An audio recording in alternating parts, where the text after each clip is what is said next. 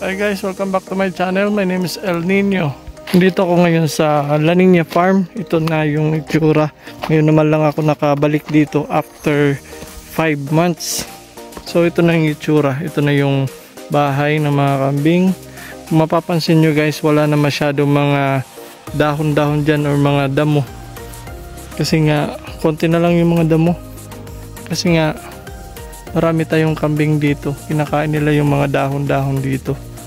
Tapos, ito na yung itsura ng goat shelter natin. At sa likod ng goat shelter natin guys, ay meron ng mga nakatanim na mga mais.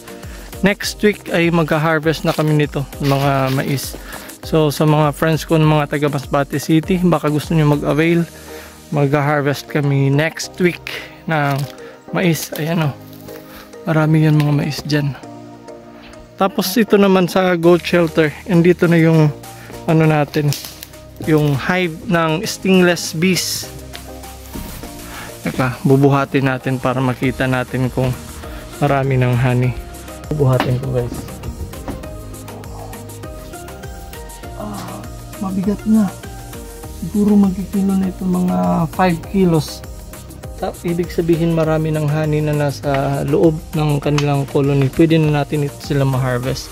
Ayun, kung makikita nyo guys, yung mga sting, ay kinagat ako.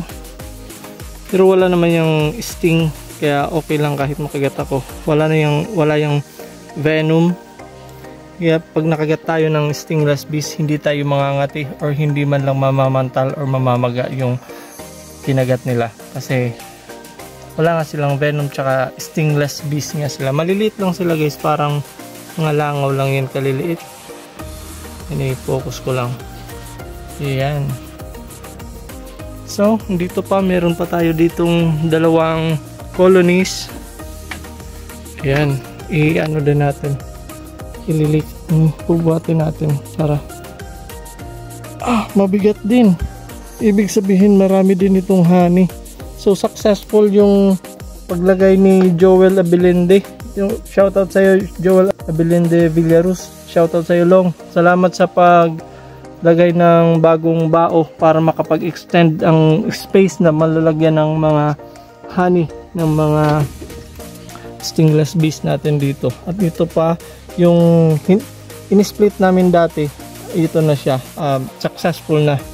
Marami na silang mga members tsaka mga honey, meron na din ito. Ito medyo magaan, pero i-check na lang din natin. Check na lang din natin ito. Pag nag-harvest tayo, sasabay na natin ito. Tapos mag-split ulit tayo. Magkagawa tayo ng bagong colony.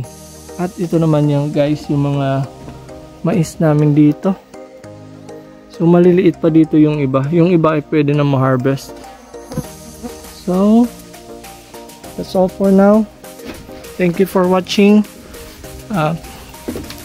Susunod ko na vlog ang pag-harvest ko nito. Papakita ko sa inyo kung paano ko hinarvest at in-split itong stingless bees. Papakita ko sa inyo kung paano ang pagtanggal ng honey mula dito sa colony ng mga nasa bao. So, that's all for now. Thank you for watching. My name is El Nino. Checking out. Hasta la vista. Peace.